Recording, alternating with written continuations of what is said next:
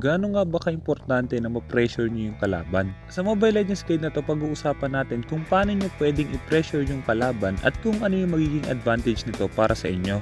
Kasama na rin dito yung mga tama at maling desisyon na ginawa ko. Okay, let's go! Double kill! Killing spree! Double kill! Unstoppable! Double kill! 何？お前はもう死んでいる。 Mega kill! Double kill!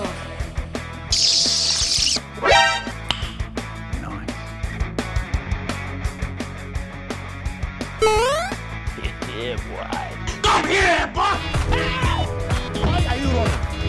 Why are you running? Hey, y'all, come look at this.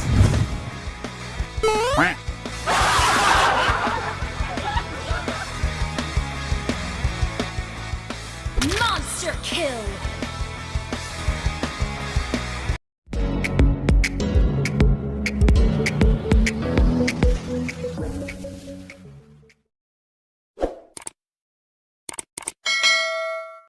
Sa laro na to, double marksman yung kalaban natin.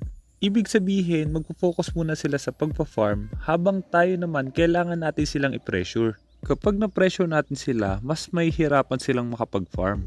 Unang paraan para mas madali natin silang ma-pressure, dapat mas mabilis tayong makapag-rotate kesa sa kanila. At para mas mabilis tayong mag-level 4, mas maganda mag-start agad tayo sa jungle. At dahil Karina yung gamit ko, kaya pwede tayo makapag-start agad sa jungle. Kung sakaling yung hero nyo is hirap mag-start sa jungle, pwede kayo magpatulong muna sa tank. Isa pang advantage nito, mas mabilis din magle-level 2 yung mid lane natin, so ibig sabihin mas makakatulong din sila sa pagpe-pressure sa mga core ng kalaban. Ito yung emblem na gamit ko sa laro na to. Pareho pa rin sa mga Karina guide natin. Kaya kung gusto mong mas maintindihan yung mga skills ni Karina, pwede mong panoorin yung iba't ibang Karina guide na ginawa ko. Sa sitwasyon na to, priority natin igang agad yung bottom lane ng kalaban. Pero kailangan nyo tandaan, hindi sa lahat ng pagkakataon, kaya nyo patayin yung side lane ng kalaban. Kaya ang kailangan nyo nalang gawin is kunin yung crab ng kalaban, pati na rin yung jungle creeps nila. Pero kailangan alam nyo rin kung saan nag-rotate yung jungler ng kalaban bago nyo kunin yung jungle creeps na yon. Lang, pa level 4 pa lang ako. Agad na naman pumasok. Hindi na kayo hintay.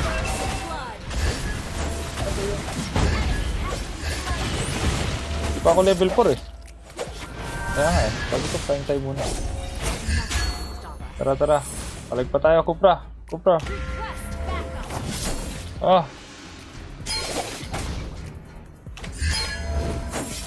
Patay. Sige. Kung mapapansin nyo sa minimap, dahil sa top lane nag-rotate yung Claude, ibig sabihin pwede kong kunin yung jungle creeps na to. Tama yung ginawa niyang pag-rotate sa top lane dahil nga lamang kami sa early game, hindi dapat sila makipag-teamfight agad. At dahil nga lamang tayo sa early game, ibig sabihin lamang din dapat tayo sa pagkuha ng mga objective. Kung lamang yung hero nyo sa early game, wag na wag nyong hahayaang makakuha ng turtle yung kalaban. Napaka-importante ng turtle buff na to para ma-pressure nyo sila. Dahil nga meron tong binibigay na shield, ibig sabihin mas madali tayong makakapag-tower dive. At dahil meron na tayong turtle buff, ang sunod na kailangan natin gawin, i-pressure na natin yung mga core nila. Pagtapos natin kumuha ng buff, kailangan na natin mag-rotate papunta sa marksman nila. At dahil nga marksman lang yon, mas madali para sa atin ang mapatay yon. Pero gaya na sinabi ko kanina, hindi sa lahat ng pagkakataon kaya nating mapatay yung mga kalaban. Kaya kung hindi nyo sila mapatay, ang kailangan nyong gawin is i-pressure sila. Susubukan nating pauwiin yung kalaban para ma-delay siya sa farm. Basan mo siya, basan mo. Tara. Yun lang, huwag mo pa-ultin. Huwag mo pa-ultin. Nag-flicker na. Di pala siya nakaba, ano? Basan mo para sa basan mo. Wala, hindi mo basan. Pinasok. Patay isa pa. Patay. Oh! Wala ko malasit eh. May namatay. Napatay natin yung 1-1, so ibig sabihin madedelay siya kahit papano. Maliban doon, kung mapapansin nyo, pagtapos kong mag-gank sa top lane, ang sunod na ginawa ko, kinuha ko yung mga jungle creeps nila.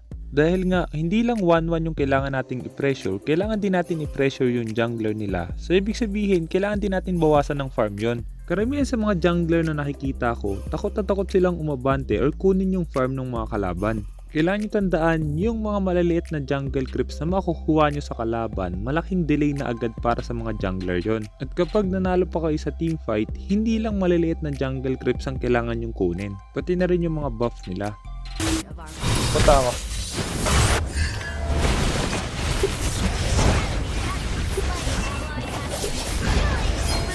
Ito ko lang. Oh, may 1-1. Wala kang buff. Ayun na. Nice one. Kaya natin buff niya.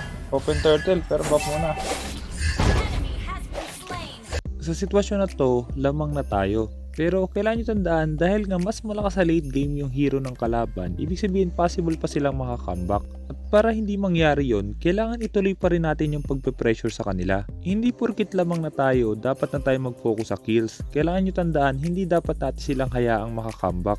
Kaya kailangan na natin subukan tapusin yung laban. Pagtapos natin kunin lagi yung mga turtle, kailangan sumubok tayo bumasag. So, okay na yun. Baka na, nakuha na natin. Wala akong mana.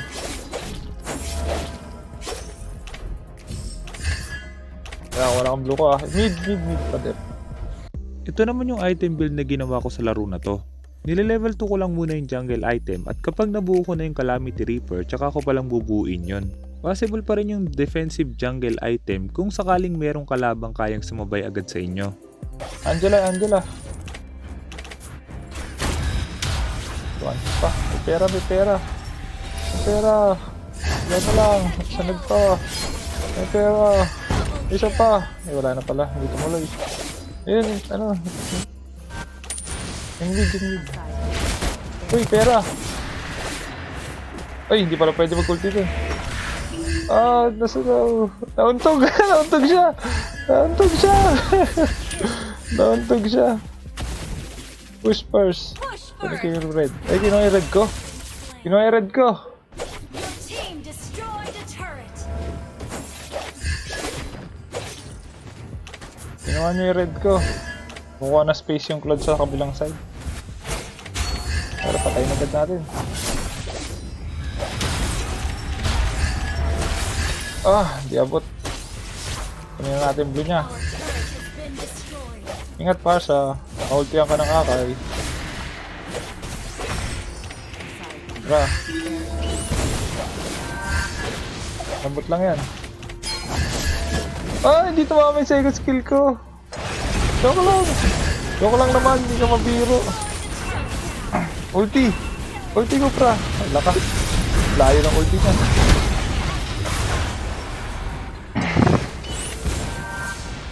Yaman pala talaga ng Tamos. Ay, yung top, guys, yung top. Makakapag-turtle sila. Wala kayong clint na kababala. Ay, di naman ko yan. Depensahan nyo. Outplayed. Oh, may retry yan, Lodi. Hero muna. Nice one. Okay na, pwede na natin kunin. Sige, baba ka na. Kunin ko na to.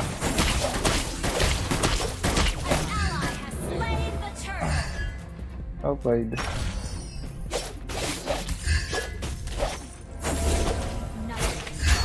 Cup na yung Yusong natin. Okay lang yan. Dalawa naman support nila. Hindi mo na lang support ka rin. Nasa lugi tayo late game dito ah. Push na baba, buds. Na baba. Hindi lumaban. Push tayo baba.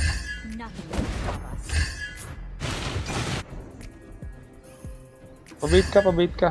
Push ka. Ayun na, sige, pabait ka lang.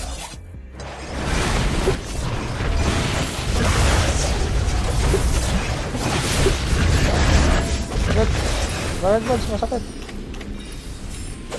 May assist ulit yung Angela. Tara. Ay. Tamid na lang. Paano nagka-S? Ay, may parsa sa likod pala.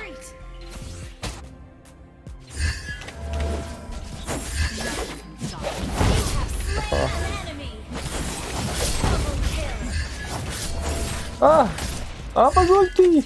Ulti ka, bilis, ulti ka. May first kill ako. Nice one. Ubus sila. Nasa top ako.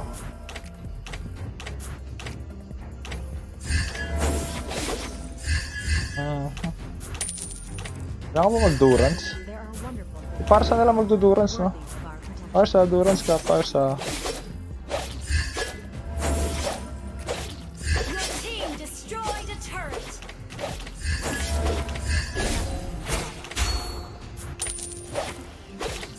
Dali, kukuha ko mundo ko. Your team destroyed a turret. Well played. Lord resurrecting soon. Worthy of Pwede na ako mag-lord, Ingat kayo, Bubuff ako. Mag-lord ako, guys. Mag-lord ako. there is justice. Kasi di naka-pressure yung top, Okay, lord na. Kaya natin to.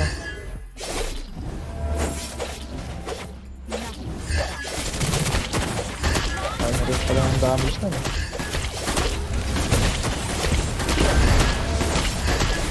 Oy, hindi pa rin ako marunong mag-retry. Tara, alagyan natin. SS. Nice one. Ay, isa. Ay, dalawa. Ay, wag yan. Wag yan. Ay, SS-an ko yung Okay. Teka, dalawa. Nakuha. Tara. Ay, wala pang ipit. Tumalong ka. Uy, joke lang.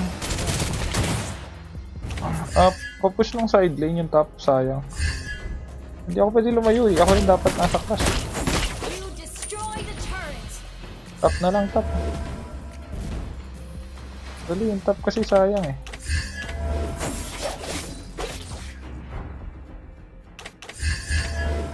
Nothing can stop.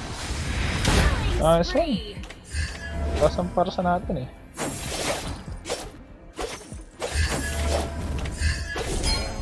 Joke lang. Worthy of our protection. Mabasag mo dyan, buds. You destroyed a turret. One hit ko kaya yung Para sa pakibawasan nga yung yung marksman. Destroyed a turret. Bawasan mo lang kahit yung 1. Konting bawas lang sa 1. Your team destroyed. Divine Glaive na Pag nabawasan ng konti ni Parsa. Yan, kalate. Kaso uwi rin agad Uy! Umuwi agad. Maipit ako. Sayang, di ako nakalapit. Kaya na ba yun? Wala siya mauli Kaya na. Ay, di ko na ito yan. Manib na yung Angela. Sige, basag tayo baba.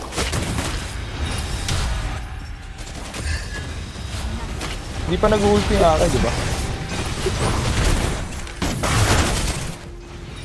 Konting bawas lang kailangan ko Wala akong buff saglit para ma-one hit ko talaga. There are wonderful things in this world. Worthy.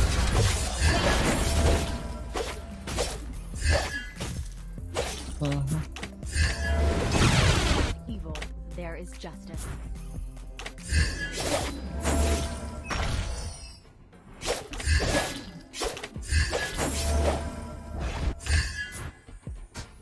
There are wonderful things in this world. Worthy of our protection. Tara, Parsa, tara. We're ahead in gold. Ultihan mo lang isa. Ayan na, ulti. Wala, ang laki ng Sige, yung tower. Tower ako. Nice one. Gusto ko ma-ultihan yung Angela. Angela lang. Lumalayo talaga sa akin. Ayaw magpa-hit. Ayun na, ulti ni Akay. Tatamos pumasok, tatamos. Kaya natin yan. Ay. Di ko nalasip pala. Galing, man. Patay. Isa pa. Ito gusto ko pa nabuhay. Makakasay na buhay! Dito ako yung second skill ko. sorry, sinala ko yung niya. Nice one. Kala ko mamanit ko. Nakalayo pa rin. Sana marami ka natutunan sa guide na to at kung meron kang guide na gusto mo ipagawa, i-comment mo lang sa baba, susubukan gumawa ng guide tungkol doon.